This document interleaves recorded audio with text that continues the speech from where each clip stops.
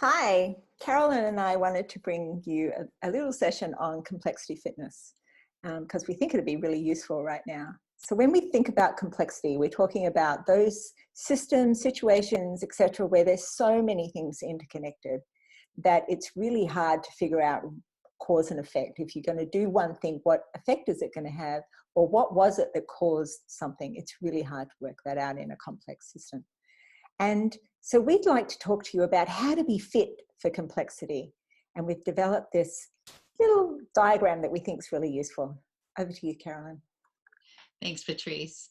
So let me just start with this idea of complexity fitness. In short, what we're talking about here is bridging the gap between the complexity of the world out there in our context and the complexity in here in ourselves, because we are complex systems every bit as much as the world outside of us is a complex system. So the thing is, we humans are not particularly fit for complexity. What we are fit for is a world that's predictable and controllable. So most of us have developed habits and a lot of skill, actually, at doing things that are well suited for a predictable, controllable world. The problem with this is that those habits are automatic and we use them when the world is actually not particularly designed for that sort of thing. And so we wind up having skills and behaviors and ways of doing things that are not fit for purpose. So this whole idea, it's about bridging that gap. And so Patrice and I have developed this little diagram that we think will help to begin to answer the question or create a frame for how it is that we actually can develop complexity fitness. And I'm going to share this with you. And so we call this the complexity fitness circuit. And if you might recognize that if you've ever gone out to a public park and gone around to the different stations of a fitness circuit, it might look a little bit like this. And we use this kind of metaphor because much like physical fitness, complexity fitness is an ongoing practice. And like a circuit in a park, there's a beginning, there's a place that you start, and then you kind of go around in order. But once you get the feel for it, you begin to have a sense of what is most needed for your fitness at any particular time. So for example, if I'm going skiing this winter, I'm probably going to spend a lot of time at the leg circuit because my legs need to be strong. If I'm going to go on a long hike, then I might want to spend more time at the endurance station, if that's, if there is an endurance station. So I do what's most needed at the time. And the same is true with this complexity fitness circuit, that at different times we need different things. But for now, I'm just going to take you through the circuit in order so you can get the sense. So if we begin at the beginning, this first station we call see complexity for what it is. And this is this moment where we wake up to the realization that the world, many of the things in the world are much less predictable and controllable than we thought that they were. And this actually tends to, the complexity of our environment often increases as the nature of our jobs or the nature of our lives changes. So over time, often things get more complex. And the beauty of this, when we introduce this idea to leaders waking up to complexity, is that they get this great sense of liberation because now they think I can stop playing this endless game of whack-a-mole where I try to solve one problem and another one pops up. So there's often this collective sigh of relief when people realize that things are not as controllable and predictable as they thought they were. So this is great until it isn't. Because after a while, the pink cloud of liberation tends to pass.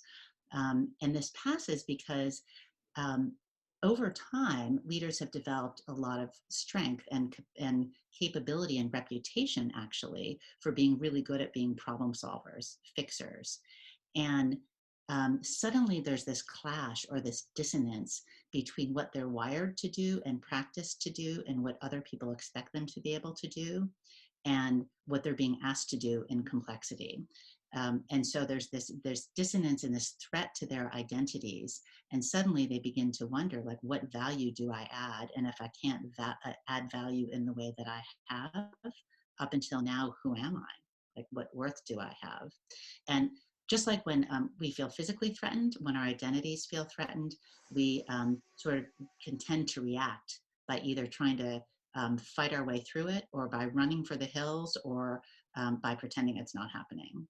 And this is not particularly helpful. This brings us to the third station, which may seem unrelated, but is actually integrally related.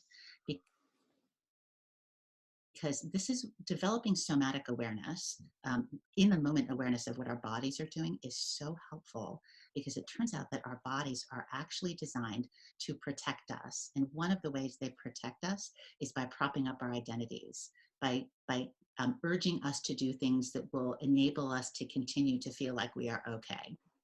And so if our body is creating urges in us that say, you know, get out of this situation, get your identity back in congruence with the way you think it should be, then often what it's telling us to do is things that are unhelpful in complexity, like solve the problem when the problem can't be solved, for example. So we become aware of what our bodies are telling us to do, which is often not helpful things it's telling us. And that's not enough, though, because then what we're asked to do at station 4 is to stay with the dissonance and what we're noticing in our bodies long enough to shift our state to a state that's more resourceful and better fit to act in ways that are complexity friendly. And here's this idea that we can separate our context from our state. Those two things do not have to be coupled. So this is a lifelong practice, by the way. It's not as easy as it sounds. And then the last station in the complexity fitness circuit is where we experiment. This is where we act. And there are these 3 ways, things that tend to make complex adaptive systems more resilient. And those are stability. How can we create stability? How can we create fluidity? And how can we create more connection in the system of us and in the system out there outside of us? So that is complexity fitness. Thanks, Carolyn. We certainly need it at the moment. And we would love your feedback on this. How are you coping with complexity at the moment? And are these ideas helpful or not?